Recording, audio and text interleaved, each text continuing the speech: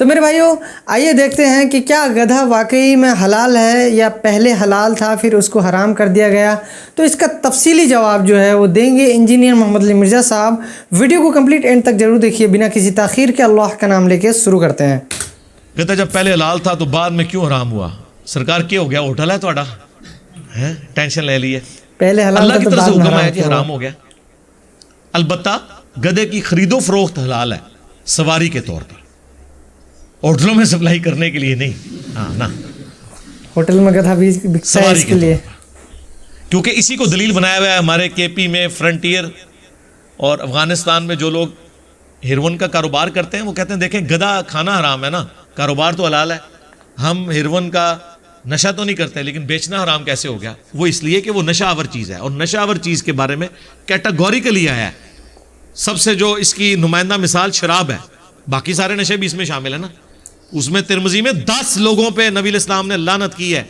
شراب نچوڑنے والے پر، برتن میں ڈالنے والے پر، اس کو لوڈ کرنے والے پر، لے جانے والے پر، ان لوڈ کرنے والے پر، سرو کرنے والے پر، برتنوں میں ڈالنے والے پر، بیچنے والے پر، خریدنے والے پر.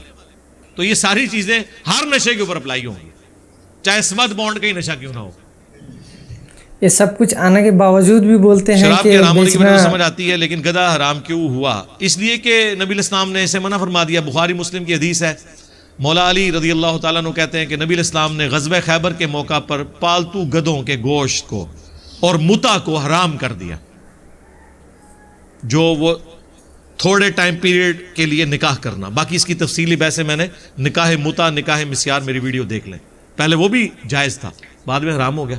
تو یہ پہلے ناسخ و منسوخ کا ذکر قرآن میں سورہ البقرہ کی آیت نمبر 105 میں ہے کہ اگر ہم کوئی نئی آیت لاتے ہیں اس سے پرانی آیت کو منسوخ کرتے ہیں تو کیا تمہیں معلوم نہیں کہ اللہ ہر چیز پر قادر ہے؟ اللہ تعالیٰ نے احکامات بتدریج کیے، کچھ آسانیاں دے دی، کہیں پہ سختی فرما دی.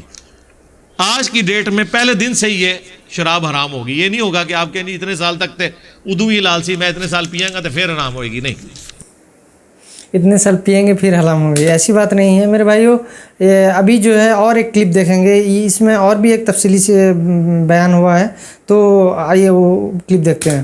میرا اگلا سوال ہے، قرآن حکیم میں جن مقامات پر خنزیر کے گوشت کی حرمت بیان ہوئی ہے وہیں پر گدھوں کے حرام ہونے کا بھی ذکر موجود ہو سکتا تھا، لیکن ایسا نہیں ہے.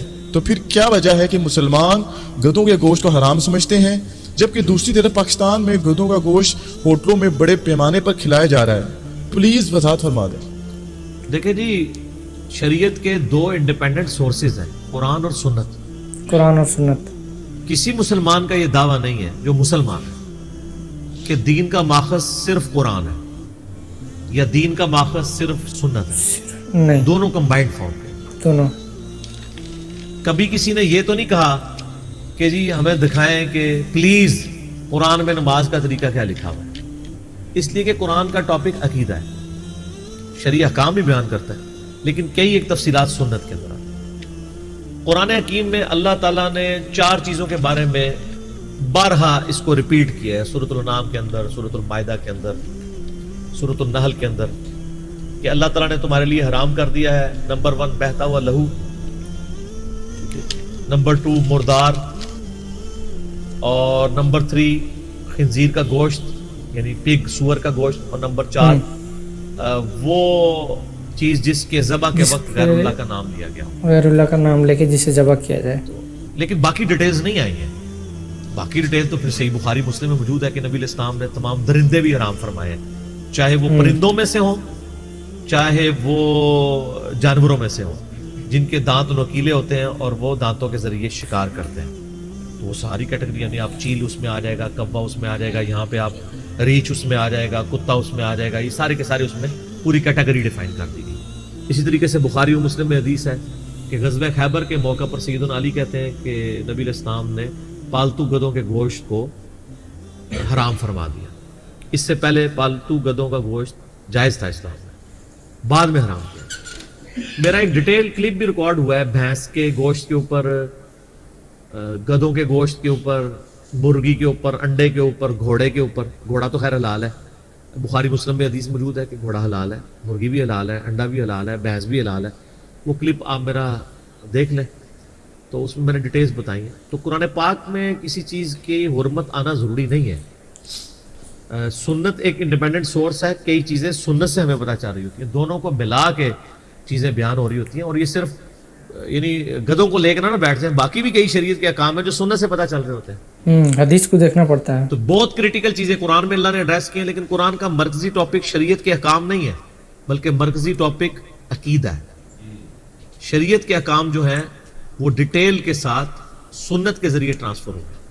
اب پورے قرآن میں آپ کو حج کا طریقہ ایک مینیجبل فارم میں نہیں ملے گا, نہیں ملے گا, کیونکہ وہ حج حدیث کے میں ایون ہے. مہینے نہیں ہے, صرف اتنا کہہ دیا الحج اشہر معلومات, حج کے مہینے سب کو پتہ ہے. لیکن کہاں لکھا کس ہوا کو پتہ ہے؟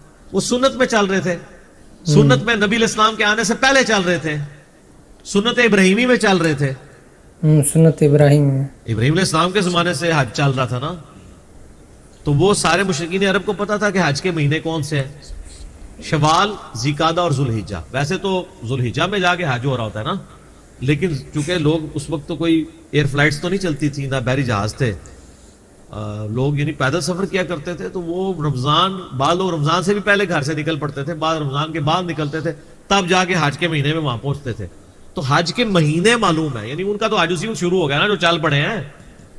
ٹھیک ہے, تو سنت چل رہی تھی, سنت پہلے سے تھی, قرآن بعد میں آیا. قرآن نے سنت کو خود انڈورس کر دیا کہ بھی حج کے مہینے وہی ہیں جو سب کو پتا ہے, لیکن کون سے ہیں نہیں بتایا. تو آپ کو یہ بھی سوال کر سکتا ہے کہ اللہ جب یہ کہہ رہا ہے کہ حج کے مہینے سب کو معلوم ہے, اس کی بجائے بتائیے میں نہیں بتا دیتا. وہ اس لیے کہ آپ کو سنت کی طرف دھکیلا گیا نا, کہ سنت انڈیپینڈنٹ سورس ہے. من یطع الرسول فقد اطاع اللہ, جس نے رسول اللہ کی اطاعت کی اس نے اللہ کی اطاعت کی. یعنی قرآن ریفر کر رہا ہے سنت کی حدیث طرف. کے اندر باقاعدہ اس کی حرمت موجود ہے. باقی آج کل بعض ماڈرن اسکالر جو ہیں وہ یعنی گدوں کے اوپر ترس کھاتے ہوئے جناب ان کے گوشت پکانے کی طرف ترغیب دلا رہے ہوتے ہیں, تو پھر آپ بلیوں کو بھی ترس کھانا شروع کرتے ہیں. بلی تو زیادہ معصوم ہوتی ہے گدے سے. تو اس طرح حلال و حرام کا فیصلہ نہیں ہوگا, حلال و حرام کا فیصلہ نبی صلی اللہ علیہ وآلہ وسلم کی تعلیمات کی روشنی.